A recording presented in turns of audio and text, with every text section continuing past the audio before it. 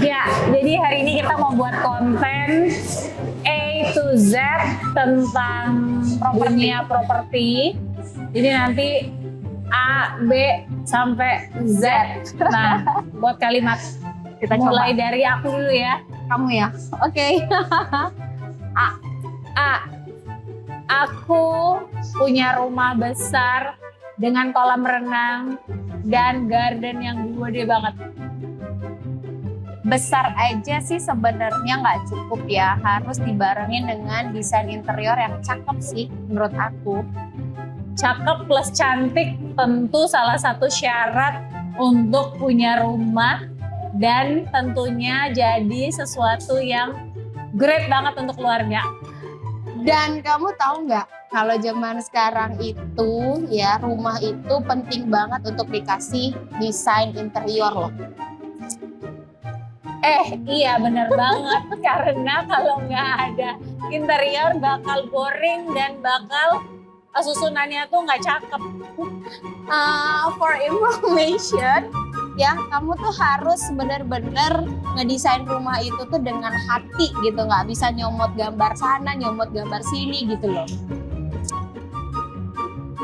Gagal paham tentang desain dan struktur itu bakal boncos ketika ngebangun rumah. Harusnya ya kita itu kalau mau merencanakan sebuah rumah tuh planningnya tuh mateng gitu di awal, tau nggak Beb? Itulah makanya penting banget seorang arsitek dan seorang perencana struktur dari awal saat membangun rumah. Jadi kalau misalnya kita sudah ngedesain dengan mateng, fungsinya udah benar, penghuni yang ada di dalam rumah itu bakal nyaman tinggal di dalam rumah. Kalau aku pribadi lebih baik budgetin satu angka buat ngebayar arsitek dan desain interior untuk bisa dapetin rumah yang sesuai dengan budget. Karena kalau nggak bisa betul-betul nanti beli ini, beli itu, beli ini, beli itu yang nggak terduga dan akhirnya itu malah lebih gede budgetnya dari budget pertama yang ditentukan. Lalu tadi berbicara soal budget, kebanyakan orang tuh takut banget menggunakan jasa arsitek, Beb.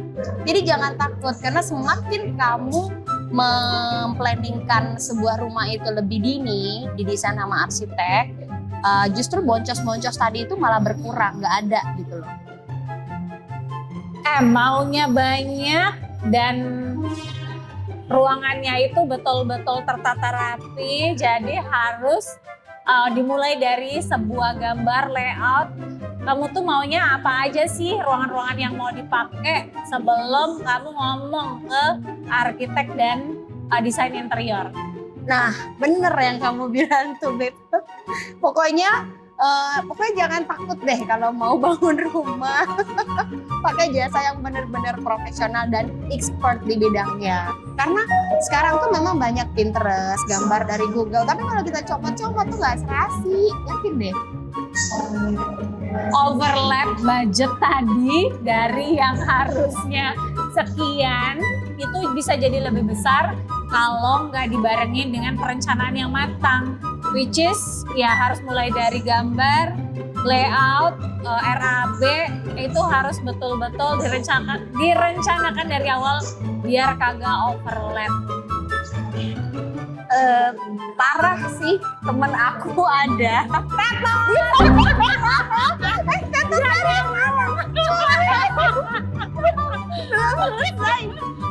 aja, aku kan lanjutin lagi. Tadi parah sih, temen aku ada bangun rumah, duitnya itu udah banyak keluar dan ternyata nggak sesuai sama ekspektasi gitu loh maksudnya. Next.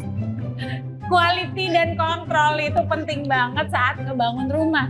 Jadi makanya kalau ada konsultan yang ngebantuin untuk ngeliatin saat pembangunan rumah, jadi kayak jadi QC ngeliatin seperti apa sih progresnya sampai di mana, berapa persen, berapa yang harus dibayar ke kontraktor, is it right the progress with the cost gitu-gitu. So QC itu penting banget.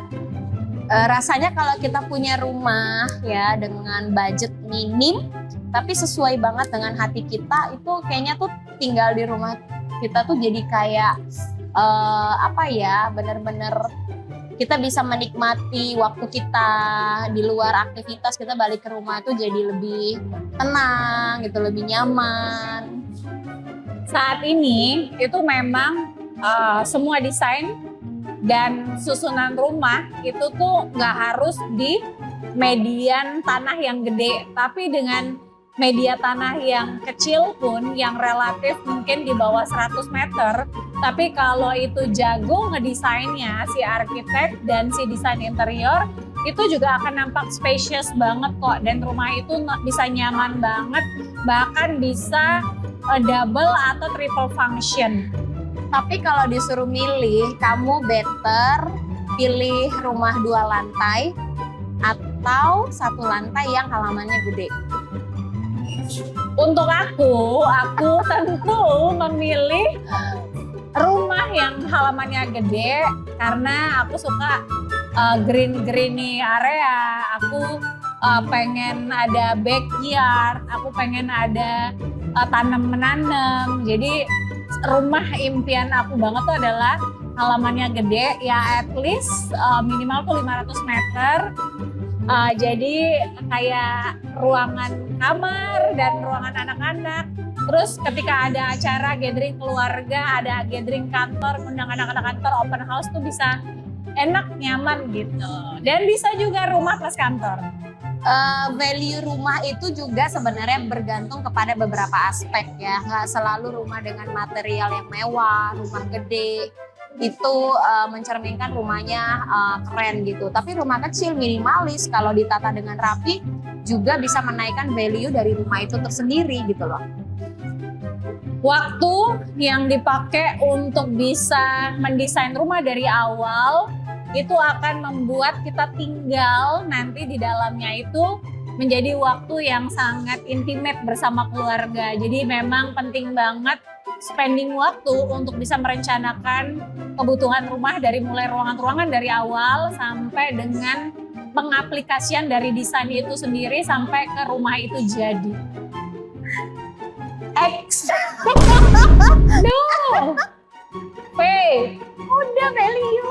Kamu kan W. Aku W. Aku X. Ya, jadi udah habis waktunya. Udah berapa detik?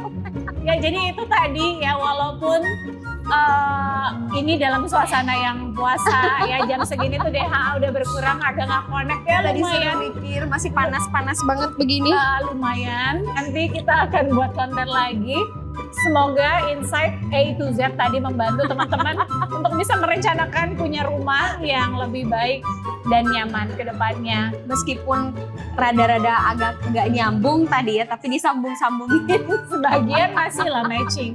Oke, Iya, iya. terima kasih.